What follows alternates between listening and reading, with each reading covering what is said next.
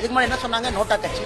அவங்க தானே சொன்னாங்க. இப்ப அந்த புத்தி வந்திருக்கல அவங்களுக்கு. இதுக்கு முன்னாடி என்ன சொன்னாங்க? நோட்டா கட்சி. கூட்டணிக்கு வந்து பாரதிய ஜனதா கட்சி கொடி பிடிக்க கூடாது, கொடி இல்லாம 2019 தேர்தல் பிரச்சாரத்துக்கு வரணும், தேர்தல் பிரச்சாரம் நாங்களே பண்ணிக்கிறோம், நீங்க சும்மா இருந்தா போதும், 5 சீட்டு வாங்கிட்டு கூட்டணி எல்லாம் சொன்னது யாருங்க? நோட்டாவை தாண்டி வருமா?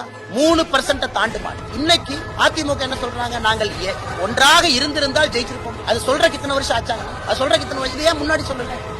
இதையே முன்னாடி சொல்ல பாரதிய ஜனதா கட்சிக்கு தமிழகத்திலே தலை நிமிர்ந்து நடக்கும் அளவுக்கு எங்களுடைய தொண்டர்களுக்கு மரியாதை வந்திருக்கு. அது பெரிய விஷயம். ஒரு தொண்டனுக்கு ஒரு கட்சியில மரியாதை தர என் தொண்டனுக்கு தலை நிமிர்ந்து நடக்கிறான். 23 இடத்துல கட்சி கொடியை பிடித்து ஓட்டு கேட்கிறான். 30 ஆண்டுகளாக போட்டியிடாத தொகுதியில போட்டிட்டு இருக்கிறோம். 20 ஆண்டுகளாக தாமரை போகாத இடத்துல ஓட்டு வாங்கியிருக்கோம். இப்படித்தானே கட்சி வளரும்.